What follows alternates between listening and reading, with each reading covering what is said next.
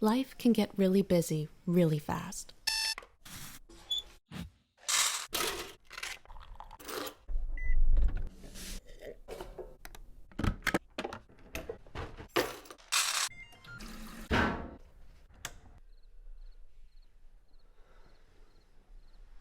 But how often do we stop and give thanks for the things we take for granted?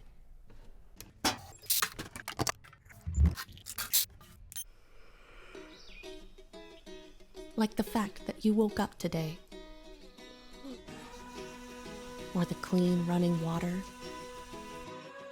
or the systems in place so you can drive to work safely, the coworker who got there early and started the coffee, or the smell of that coffee, or the guy who held the door for you.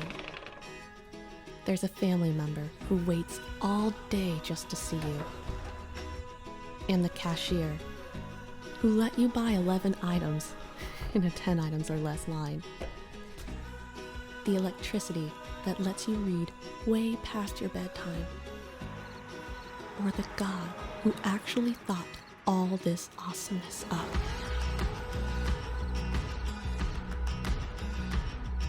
Life can get really busy really fast. But thankfully, it only takes a moment to say, thank you.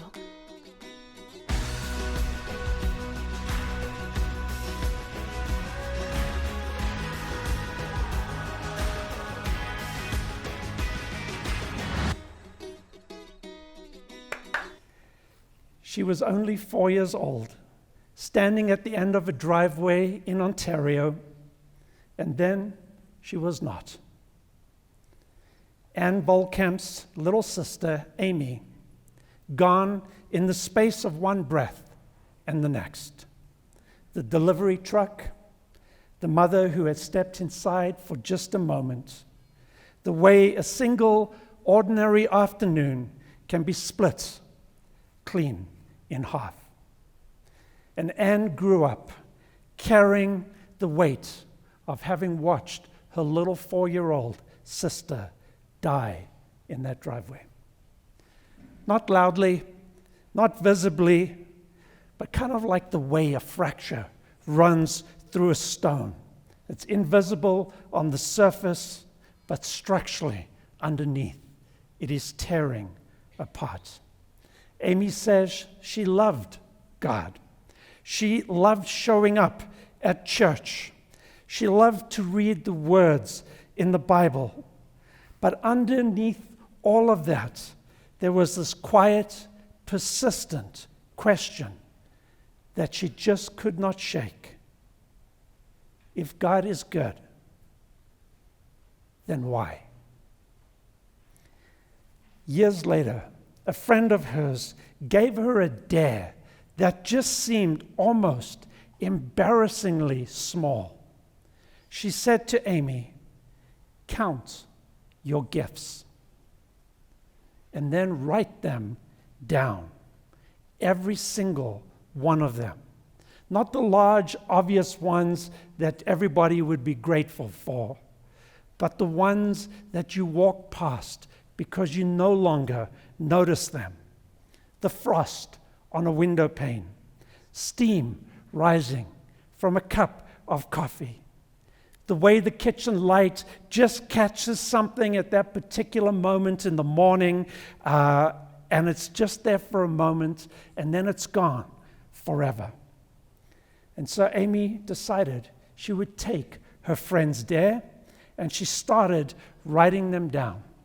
And she says that somewhere between gift number 47 and gift number 318, something inside of her broke open that had been closed since she had watched her sister die in Ontario.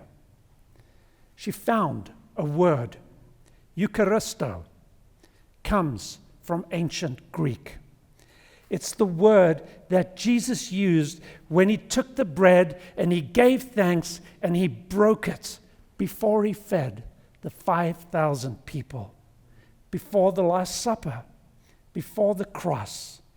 In every darkest moment that Jesus faced, he always gave thanks first. Eucharisto, thanksgiving.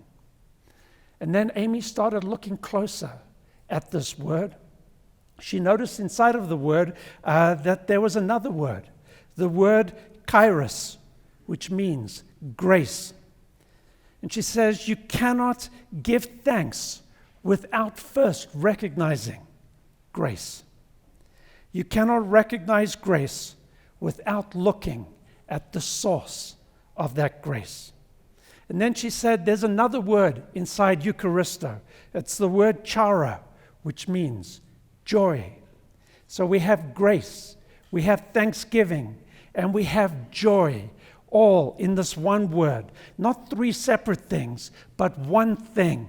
The same thing, seen from different perspectives. She says she had spent her whole life believing that joy was somewhere ahead of her.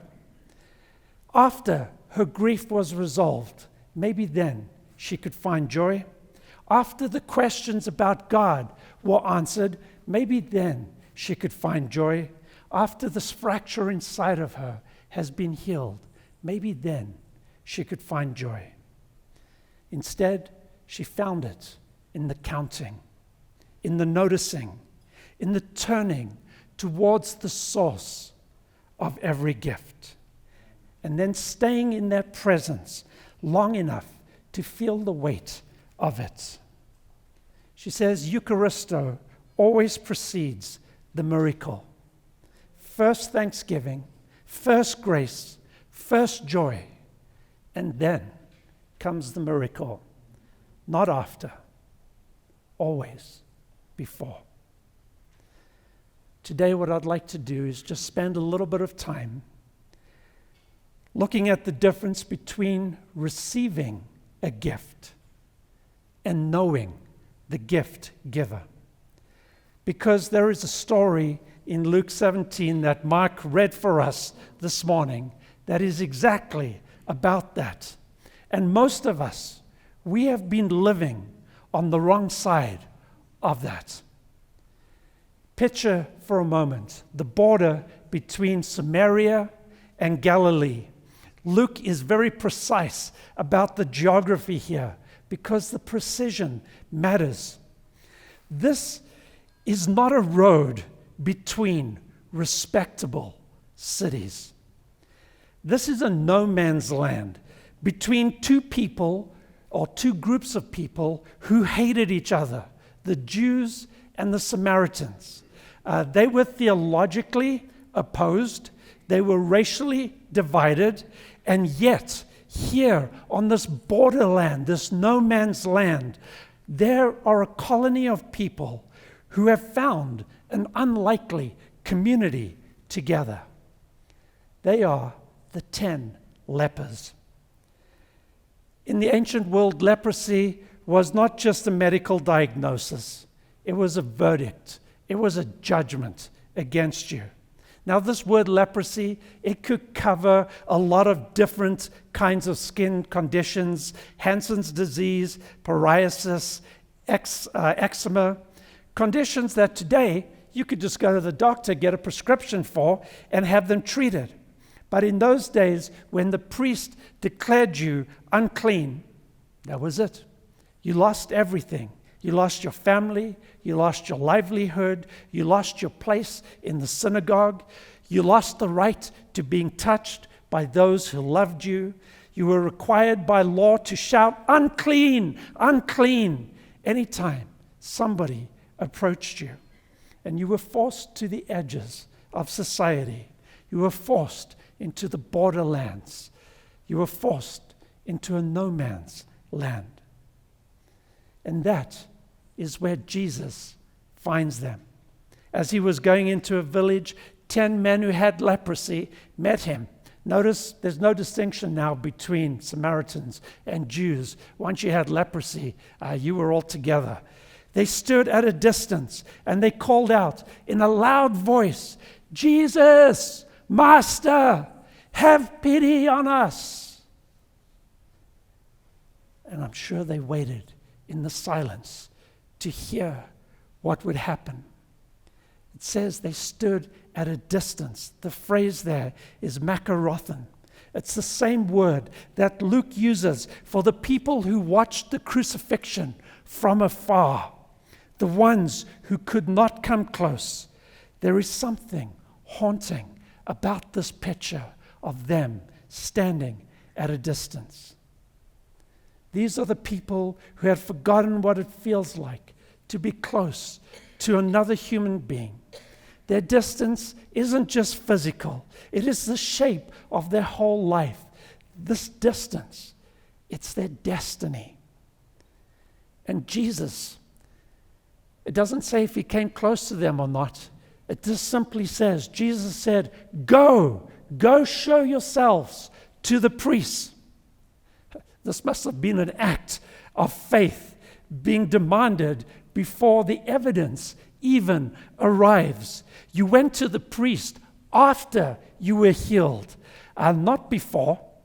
Jesus is telling them here to go in the direction of their healing before the healing has even happened. And then Luke tells us in 17:14, as they went, they were cleansed. As they went, as they moved towards the impossible before it became possible, somewhere on the road, 10 people discovered that their skin was suddenly clean. All 10 of them, every one of them. And 9 of them keep on walking. Now, I want to stop here for a moment because I'm sure you have all heard sermons where they spend a lot of time on this part of the passage making those 9 people out to kind of be villains or to be ungrateful. But I don't think that they are villains. I think that they are human. I think that they are like a lot of us. Think about what is waiting for them as they continue down the road. They have not seen their families, some for months, some maybe for years. They've been sleeping in the dirt on this borderland road. They have been shouting, unclean, unclean, at strangers. And now as they go, they are healed, their skin is clean, and they can finally go back home. Now the priest who declared them clean, it's not a formality. The priest who checks them out, he is a gatekeeper to every relationship that they have lost, to every job that they have lost, to every child that they have not been able to hold, to every spouse that they have not been able to hug, to every table that they have not been able to sit at. And so they keep going because everything they have wanted has suddenly become possible again for them. And I don't know about you, but I can't indict them for that. Viktor Frankl survived Auschwitz. He watched people around him lose their will to live, and others who found ways to survive under conditions of unimaginable horror. He wrote about it in Man's Search for Meaning.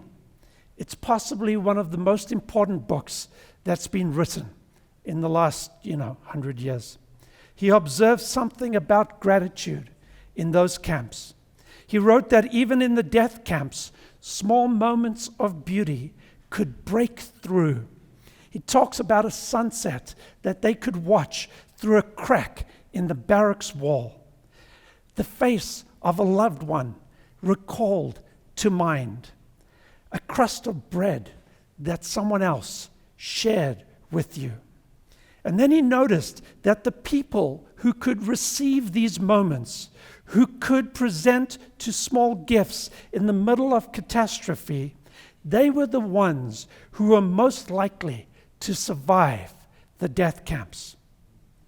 He told a story about being marched out one freezing morning to dig a trench. His hands were cracking and bleeding. His body was almost finished. And as he was digging the trench, not knowing if he was digging his own grave, he did not know if his wife was alive or not. He could not have known. But he says he held her face in his mind and thought about, he said it arrived with such clarity that he wrote it down later, years later, in his book. He said, love is the ultimate and highest goal to which a human being can aspire. The salvation of a human being is through love and in love. And in that death camp and on that freezing cold morning. He also noticed something else. Gratitude without direction becomes just an emotion.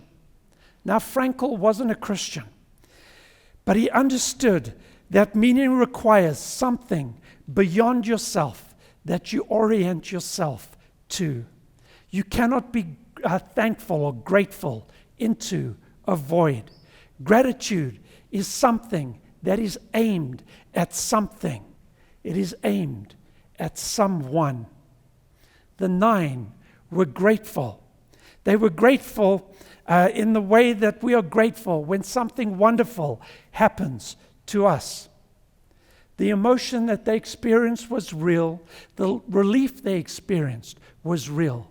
The joy that they received was real. But their gratitude had nowhere to land.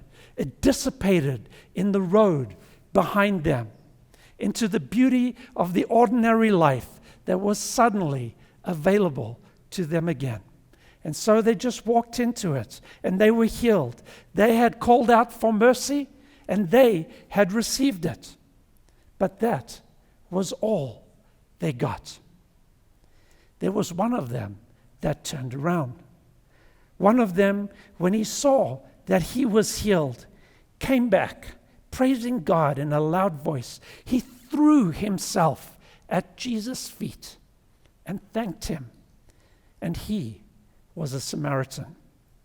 When he saw that he was healed, the same moment that recognition that the other 9 experienced, they had the same healing, the same road, they were headed in the same direction to see the same priest. They had the same news breaking over them, but only one recognized it and turned around.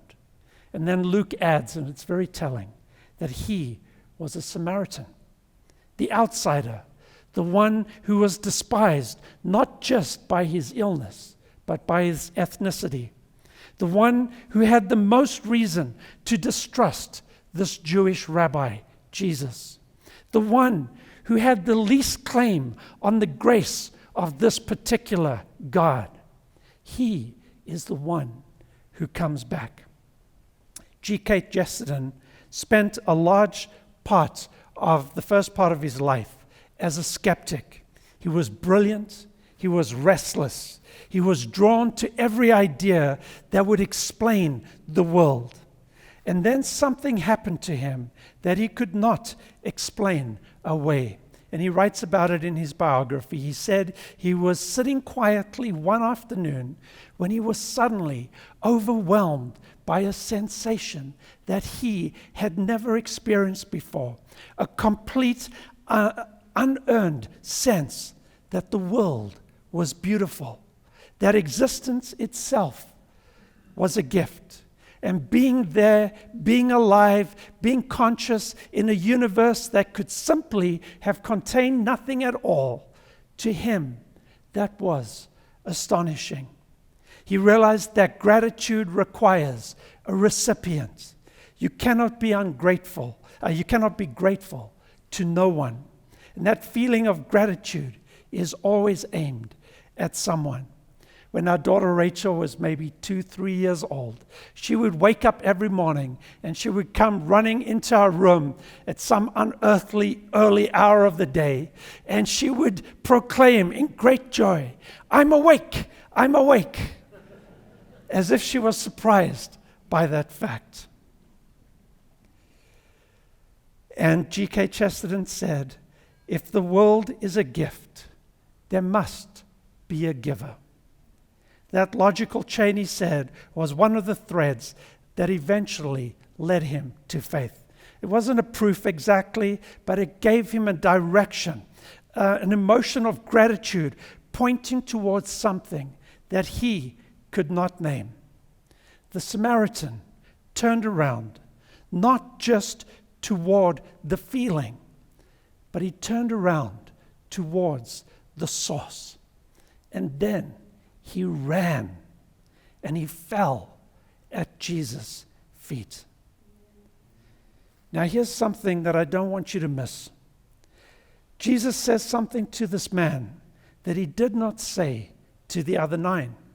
He says to him, "Rise and go. Your faith has made you well." This is kind of a strange thing to say. Your faith has made you well. Because wait, haven't the other 9 been healed as well? All 10 were healed. Evidently the 9 without any faith. Why does Jesus say this to only this one? We miss this when we read the passage in English. But Luke is actually using 2 different words in this passage. When the 10 are healed on the road, the word is kathasio, to be cleansed, to be restored to a ceremonial purity. There's a physical and a social restoration. It was very real for those 9. It was very important, and it was genuinely miraculous that they would experience kathasio. But when Jesus speaks to the Samaritan man, he uses a different word now. He uses the word sozo, saved, made whole. It is the word used throughout the Old Testament, not just for physical healing, but for the deepest possible transformation that you can experience. For what happens when a person is fully restored in their relationship with God. The 9 received a miracle. The 1 received the miracle and Jesus. And those are not the same thing. So I want to ask you something that I think is the real question underneath this passage.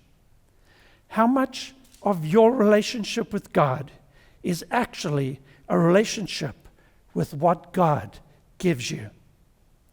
How much of your relationship with God is actually a relationship with what God gives you? I want you to think about that carefully for a moment. I want you to think about when you feel closest to God. When does gratitude come to you most naturally? When your prayer is answered? When the diagnosis comes back clear? When the relationship is restored? When you get the job that you applied for? When the hard thing that you were praying about gets resolved? And when does faith feel the most difficult for you? Is it when your prayer is not answered? When the diagnosis is what you feared?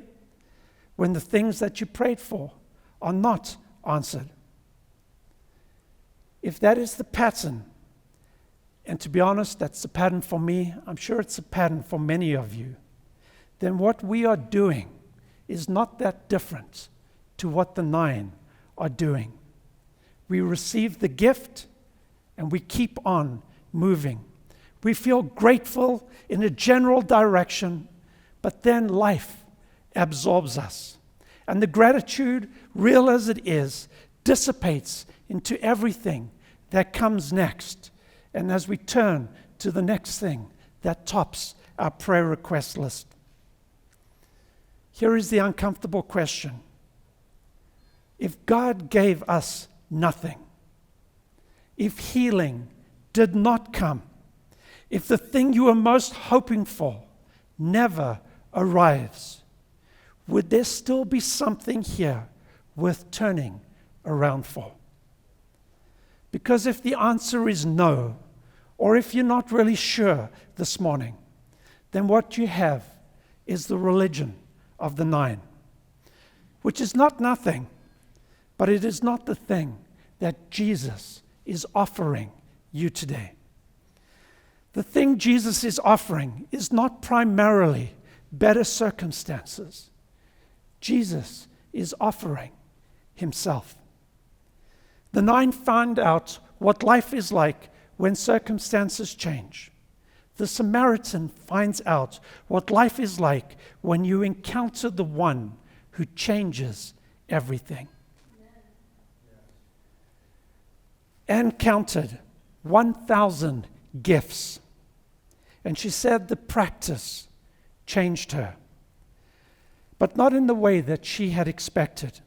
She thought gratitude would make her feel better, that it would make her happier, more positive. And she said it did do some of that. But what she discovered went deeper, that gratitude is not primarily a feeling. It's an act of attention and a decision to see. She put it like this: to live with the awe-filled wonder of children, to stop, to notice, to turn the eyes deliberately towards what is already there. She says joy is not somewhere ahead of us, around a corner that we have not yet reached. Joy is here. Joy is right now. Joy is to be found even in the most difficult circumstances that we have carried into our church this morning. In the salt of tears that taste to the sea God spoke into being, in the way bread tears in your hand, in the slant of the late afternoon light across a wooden floor, joy is everywhere the eye stops long enough to receive it as a gift. And when she was asked how a woman who had watched her sister die in a driveway could write a book about joy, she answered, all is grace. All, not just the easy parts. All, everything is grace.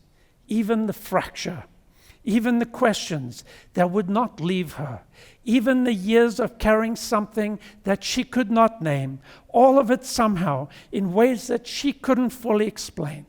All of it is grace. Because the counting had turned her from the gift to the gift giver. And the giver had been there all along. Dietrich Bonhoeffer was imprisoned in Tegel prison in 1943. He'd been arrested as part of a plot to assassinate Hitler, and he knew that he was most likely going to die. And from that prison, he wrote some of the most extraordinary letters in Christian history.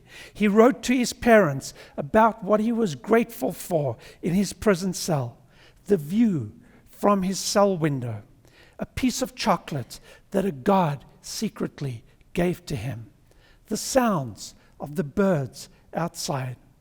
He was not being falsely cheerful, but he was trying to be deliberate. He was trying to be theological. He wrote, I am so sure of God's guiding hand that I hope I shall always be kept with that certainty. You must never doubt that I am traveling with gratitude and cheerfulness along the road where I am being led. That road he was being led to was execution just shortly before the Allies came and freed their camp. And his gratitude was not for his circumstances, it was for the one who was with him in it. The poet Mary Oliver spent her whole life paying attention. She walked in the woods of Ohio and the marshes of New England, and she wrote about the things that she found with such precision and with a reverence that made even the ordinary look luminous. She left behind some of the most quoted lines in contemporary poetry from her poem, That Summer Day. Anyone read it? You need to go read it. This is the line. Tell me, what is it you plan to do with your one wild and precious life? You are living one wild and precious life. Now, she was not a conventional Christian, but she understood something about attention that the 10 lepers story is also trying to say to us. She wrote that paying attention is the beginning of devotion. You cannot love what you do not notice. That gratitude is impossible without first slowing down enough to see what has been given you.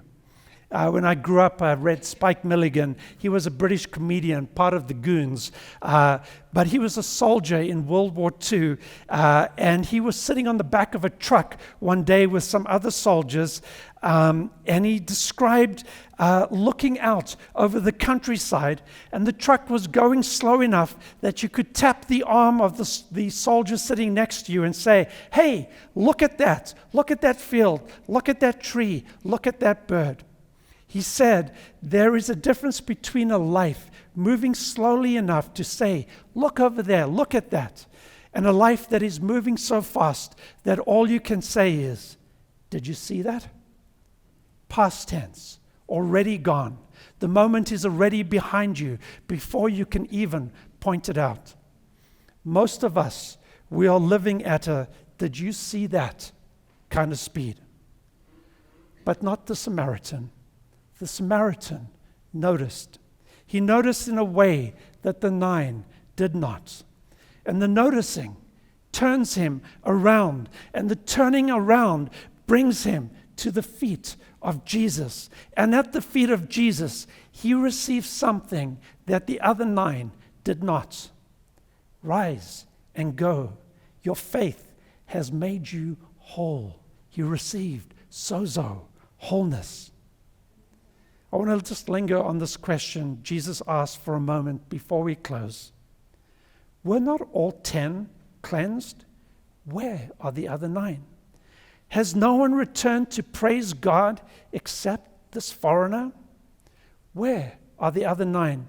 Jesus, I don't believe, is angry in this moment. If you read it again, to me it doesn't sound like fury. It sounds like something closer to sadness in his voice. Perhaps wonder, a genuine question about how God can do so much and yet receive so little in return. And maybe in his question, he's wondering, what would it take for a human heart to turn back to the source? He healed 10 people. He gave 10 people back their lives, and 9 of them received the gift and walked into that gift, but only 1 came back. And Jesus receives him with warmth and with the word, sozo, to bring healness, to make him whole. There is no condemnation of the 9 in this passage. Jesus doesn't chase them down. He does not revoke the healing and take it back. He does not make this miracle conditional on their return. He gave it to them freely. That's our God. He gave them everything freely. That is the nature of God's grace to us. But the Samaritan got something better that the other 9 missed out on. Not a better miracle, a relationship. The miracle brought the 9 back to their families. The gratitude brought the Samaritan back to Jesus. And coming to Jesus is what the whole thing is about. This is what the whole story is about. This is what the gospel is about. Anne counted 1,000 gifts. And she said that the counting was not the point, the counting was the method. The point was who she found herself looking at when she was done counting. Every gift points somewhere. Every moment of beauty, every provision, every answered prayer, every day that just seems ordinary to you, all of that is coming from somewhere, from someone. And the direction gratitude points, if you follow it, if you notice it, if you look for it, is towards a face.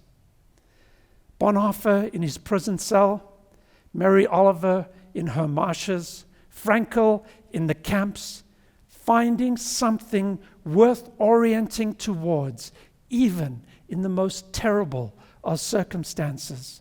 And at a kitchen table with a notebook and a pen, the Samaritan on the road, turning around, they all found the same thing, that gratitude is not primarily about feeling better about your life. It's about being turned towards the source of your life. That source has a face, and the face is the face of Jesus. I sent it out in the email on Tuesday. I think I might have put it in the one this morning. But if you haven't, I just have one ask for you this week. Just one ask. This is your homework for you teachers in the back. Take the gifts that you are most grateful for that come your way this week, that come to your mind in the morning, and don't just feel gratitude for them. Go beyond feeling gratitude. Turn around. Name the one who has given you that gift, and then stay there for a moment at his feet. Because that is the difference between what the 9 received and what the 1 received. Not a better miracle, but a miracle from the Maker himself. And I'm sure that that miracle must have changed his circumstances, because when you encounter Jesus, it will change you. That's why I'm not worried about. Somebody came to me a few weeks ago and said, Solly, if you knew all of my sins, I'm not sure you would want me at the church. I feel so guilty about it. I said, I'm not worried about it, because if you turn to Jesus, if you commit to Jesus, Jesus will take care of those problems for you. All you have to do is turn around. When you do, you will find yourself at the feet of Jesus with nothing to offer but a grateful heart for everything that he has given you. That's the moment of the song that we sang this morning, I Surrender. Not the performance of surrender, but actually surrendering. The Samaritan doesn't come back with a plan of things that he's going to do. He just comes back to Jesus with gratefulness and open hands. That's what I would like us to do again as we sing this song, I Surrender, to close our service this morning.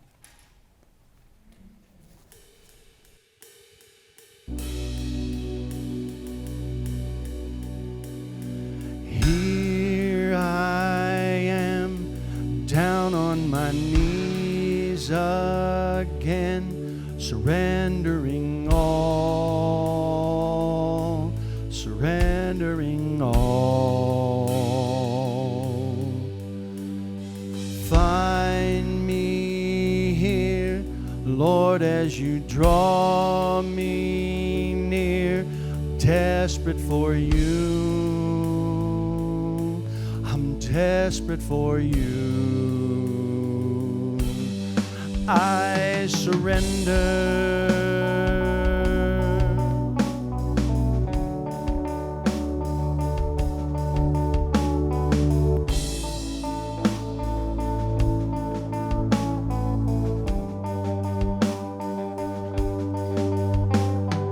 Drench my soul with mercy and grace unfold. I hunger and thirst.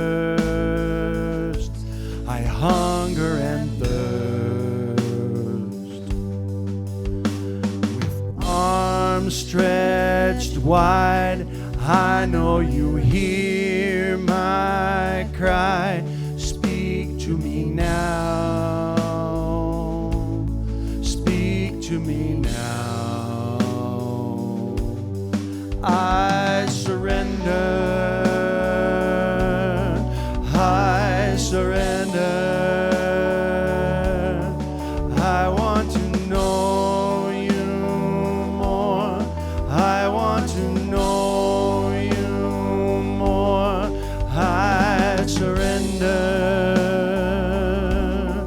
I surrender.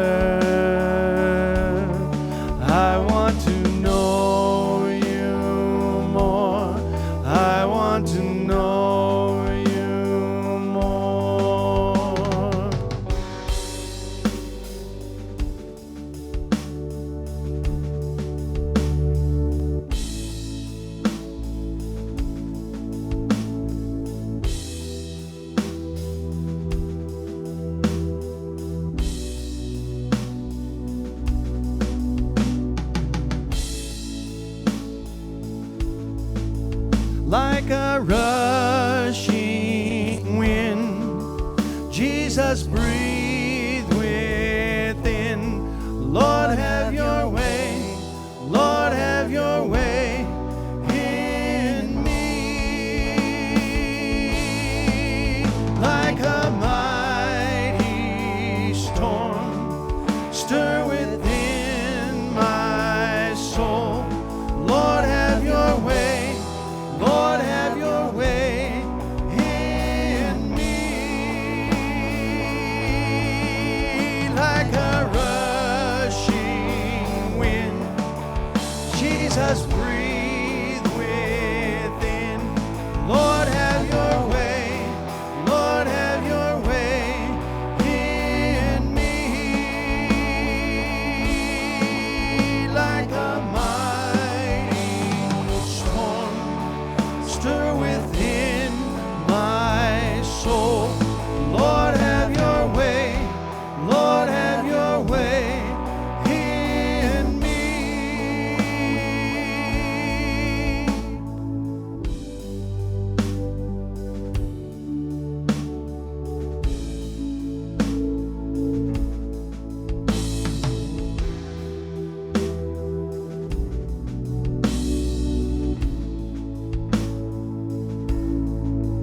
Like a rushing wind, Jesus, breathe within.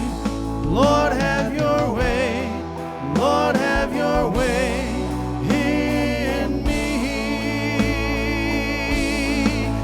Like a mighty storm, stir within my soul. And Lord, have your way. Lord, have your way in me. Lord, have your way. Lord, have your way in me. I surrender. I surrender. I want to know you more. I want to know you more. I surrender.